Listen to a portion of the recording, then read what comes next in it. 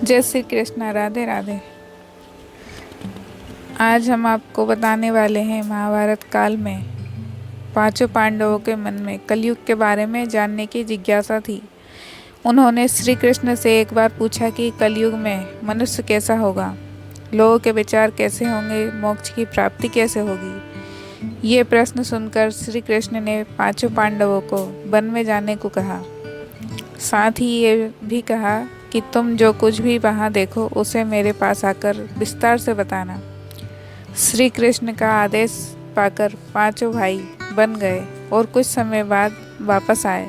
फिर एक एक कर पांचों भाइयों ने वन में जो देखा था वो भगवान कृष्ण को बताया। युधिष्ठिर के प्रश्न। सबसे पहले युधिष्ठिर ने श्री कृष्ण को बताया कि उन्होंने वन में 2 सूंड वाले हाथी को देखा।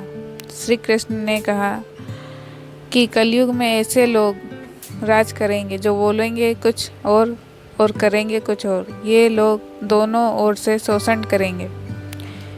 और भीम ने प्रश्न किया। उसने वन में देखा कि एक गाय अपने बच्चे को इतना चाट रही थी कि उस बच्चे का खून निकलने लगा।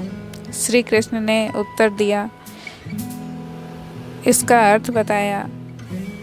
कलयुग का मनुष्य अपने बच्चों से इतना आसक्त होगा कि ऐसी ममता के कारण बच्चों का विकास ही रुक जाएगा। यदि किसी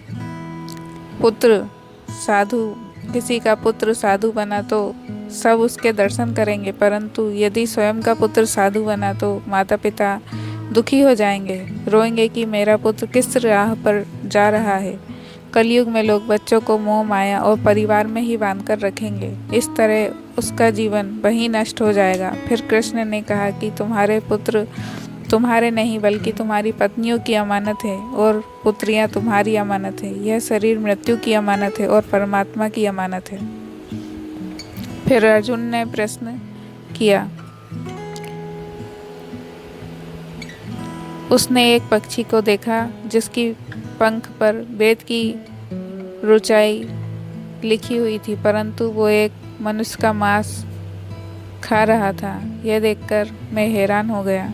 श्री कृष्ण ने उत्तर दिया। श्री कृष्ण ने बताया कि कलयुग में ऐसे लोग होंगे जिन्हें विद्वान कहा जाएगा, किंतु उनके मन में यही होगा कि किसकी जल्दी मृत्यु हो जिससे उसकी संपत्ति को अपना लिया जाए। ऐसे लोग बहुत होंगे जो दूसरे के धन को छीनने को आतुर होंगे। वास्तविक संत तो कोई ही होगा। फिर नकुल ने प्रश्न किया। अर्जुन के बाद नकुल ने प्रश्न किया। श्री कृष्ण को वन के बारे में बताया। नकुल ने कहा कि मैंने देखा एक भारी चट्टान पर्वत से घिरी और बड़े से बड़े वृक्ष भी उसे नहीं रोक पाए, परंतु एक छोटे से पौधे से टकराकर वह चट्टान वहीं रुक गई। श्री कृष्ण ने इसका अर्थ बताते हुए कहा, कलयुग में मनुष्य की बुद्धि क्षीण होगी, उसका जीवन पतन होगा और इस पतन को धन या सत्ता के वृक्ष रोकने में सक्षम नहीं होंगे, किंतु हरि नाम रूपी एक छोटे से पौधे से मनुष्य का जीवन पतित होने से रुक जाएगा। हरि कीर्तन से मनुष्य की बुद्धि प्रबल होगी। सहदेव ने भी अपने चारों भाइयों की तरह श्री कृष्ण से कहा उसने वन में क्या देखा। सहदेव ने बताया कि उसने वन में अनेकों कुएं देखे, जिनमें से केवल बीच का कुआं खाली था जो कि सबसे गहरा था। श्री कृष्ण ने सहदेव को इसका अर्थ बताते हुए कहा कि कलयुग में धनी व्यक्ति अपने शौक के लिए पुत्री विवाह में, उत्सवों में बहुत आयात में धन खर्च करेंगे, परंतु यदि किसी भूखे को देखेंगे तो उसकी सहायता करने में किसी की कोई रुचि नहीं होगी। इंद्रियों की संतुष्टि, मदिरापान, मांस भक्षण और व्यसन में धन खर्च किया जाएगा। जो लोग ऐसी आदतों से दूर रहेंगे उन पर कलयुग का नहीं बल्कि परमात्मा का प्रभाव होगा। दोस्तों, कलयुग के ये 5 कड़वे सत्य